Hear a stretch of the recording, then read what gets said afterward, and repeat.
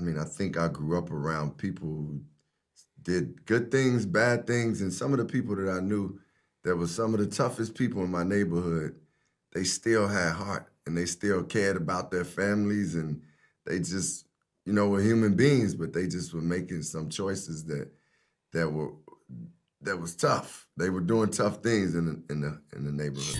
You're frightened. I'm not afraid of the rebellion. I'm more afraid of what she saw.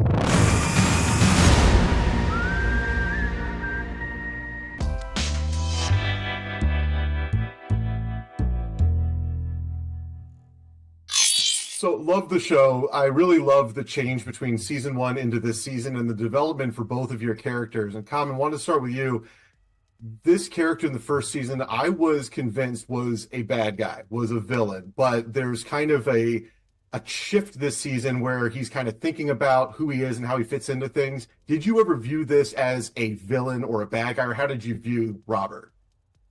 I never viewed Robert as a bad guy because, I think I grew up around people who did good things, bad things, and some of the people that I knew that were some of the toughest people in my neighborhood, they still had heart and they still cared about their families, and they just, were human beings, but they just were making some choices that was tough. They were doing tough things in the neighborhood, but it just made me think like, okay, a person who is in this position, if he is for the good of all, he will do some things that's not good for what he believes is right for a higher cause.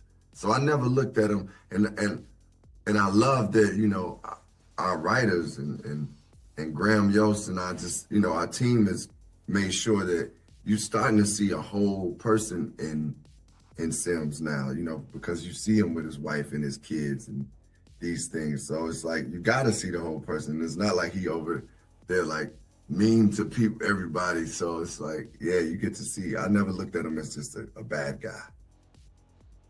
And Tim, for you, I don't know why, there was an eerie moment where I saw your character Bernard's looking at the camera, and I got flashbacks to the warden in Shawshank Redemption, and there's kind of this hardness and this exterior, but there's something simmering underneath.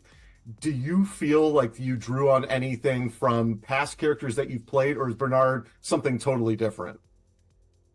It's a character I haven't played before, so I like that challenge of it. He holds a secret. Bernard holds a secret that only he can know. And so, although people might be quick to judge him as the antagonist, I think as the season progresses and as the show progresses, you come to understand that it might not be as black and white as you think. There's layers of this, and his job is to make sure that 10,000 people survive, and that's a heavy burden, particularly when you know things that other people don't, and you can't share that with anybody.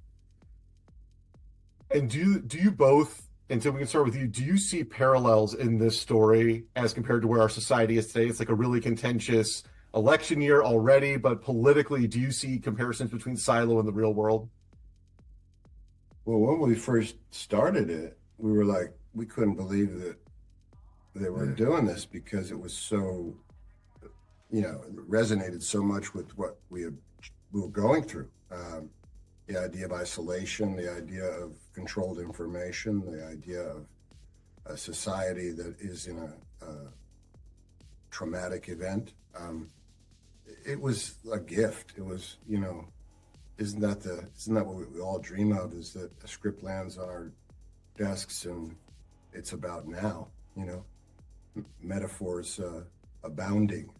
Yes.